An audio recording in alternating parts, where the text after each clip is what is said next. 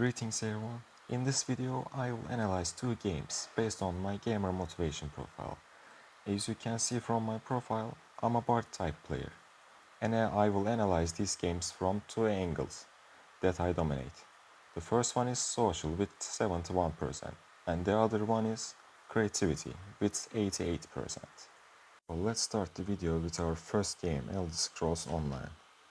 As a bard, I can say that this game is the most social and collaborative game I have ever played.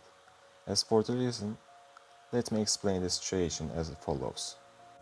So, I recommend you to enter this kind of games with a crowd, because it's hard to improve yourself solo in this kind of games. But with a crowd, you can create your own community and go dungeon hunt as a clan. Get the money to buy your own clan building, organize your own events, even set up your markets and trade with other clans. Among them, what I like the most is that it's difficult to raise skills in particular branch, such as blacksmithing, tailoring. So generally, everyone specializes in one and gets a special place in the community, and they win a title in their community. It wouldn't be wrong to say that.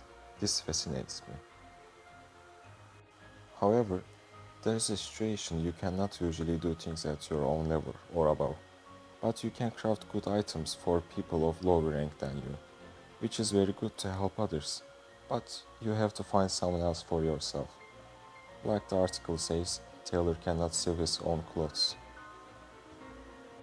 It seems that there is not much competition up to this point, but there are some points which struggle against each other and the competition environment is formed there.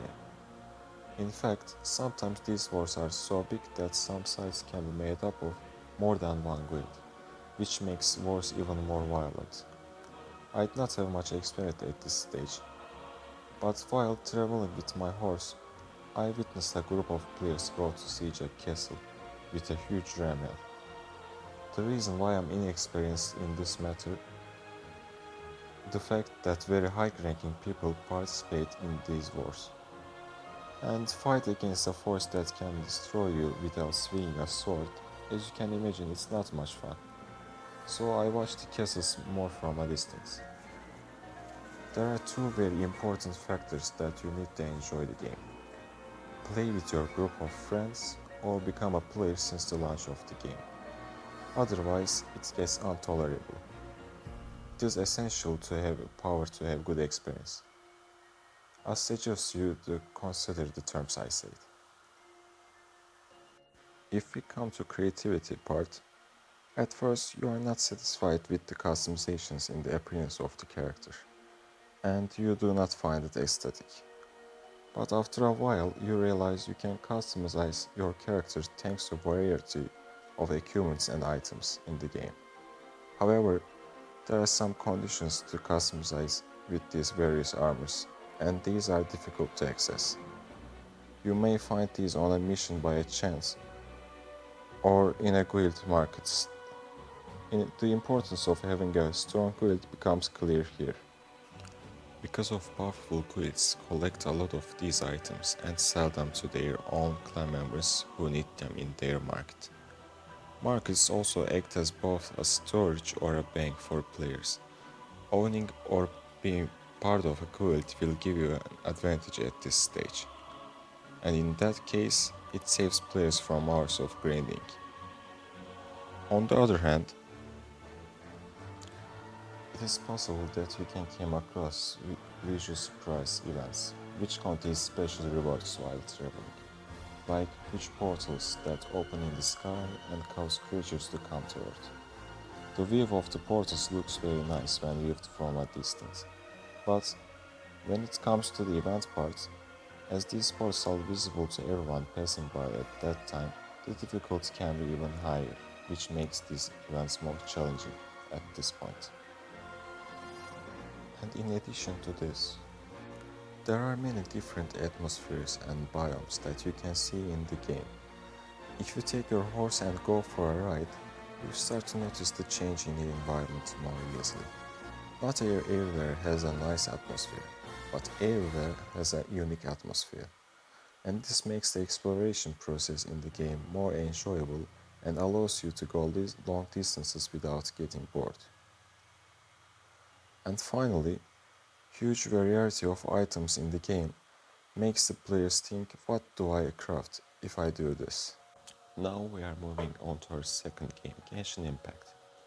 As someone who likes to play cooperative, although the main structure of the game is single player, the online system of the game is prepared as if it was made to be played like this from the beginning. And this situation caught my attention. Playing the game this way can give you nice advantages, and in this way, you can level up without difficulty. It allows you to use elements system, which is combat mechanic of the game, in a multifunctional way, especially if everyone's elemental style is different.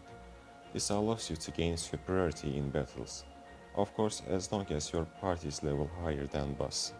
This game also have a huge variety of items and equipment, but unfortunately trading style interaction between players cannot be made. Everything in the game is designed in a way that one person can collect and that one person can only use. Because of world resources are limited and have certain cooldown times. However, this does not harm the online entertainment of the game, because you can join other people's world and benefit from renewable resources or help us in the world benefit. The biggest problem for players in this type of games is to be unable to keep up with the audience and to fall behind.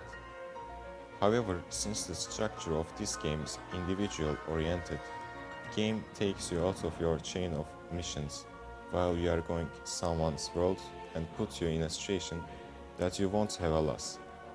So you can comfortably play in other people's worlds and help them. In this way you don't have to worry about staying behind the society in their games without breaking your task order. Well, if you ask where in this game creativity, although there is no customization feature in this game, they try to reveal the creativity of the players with variety. They have made a lot of playable characters for the game and will continue to do so. The game gives you so much information about those characters that you start to sympathize with them and put yourself in their shoes, and you no longer feel deficient.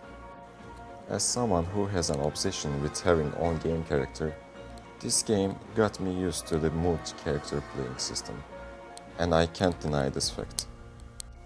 One of the reasons for BSing this game is the gacha system. As you can see, the gacha system has its own currency and can take weeks to collect. When you use this money, it can be very heartbreaking that nothing significant comes out. But the real sad point is, this money can also be bought with real money, and this causes the concept of pay to win. Even so, it adds importance to some characters by ensuring that not everyone has them. Speaking of characters, all characters have their own elements, and if you create a creative combination while fighting, you can make very powerful hits. In this way, the tactical pattern of the game is formed, and this tactical pattern is renewed every time a new character comes to party. And with this feature, the game offers you a gameplay where you can show your creativity without getting bored. There are many places to explore in this game, and all of them are worth seeing. Sometimes there are times when I just look at the view because the world is designed so livable, and it contains many references from around the world, from Alpine mountains to valleys, from Pamukkale travertines to ancient ruins of Efes in Izmir. There are many things you can find in the world of the game. The cities and towns are designed by taking the concept of countries. For example, there is a city called Mondstadt in the game, and it makes you feel the culture of Netherlands. On the other hand, there is another city called Leo, and this place is based on Chinese culture. At this point, while they have so many successes, the fact the game map will grow 8 times, and that fills me with curiosity and excitement about what I will see in the future. In addition to these, thanks to the change selection mechanisms provided by the game, you can talk to every NPC you see around and examine their reactions by asking various questions. At this point, I must say that your conversation with a child you turn on the road suddenly makes you feel emotional. It makes you feel that Every living NPCs in the world has their own life. In short, the game specializes you more than you customize yourself, and I find it impressive.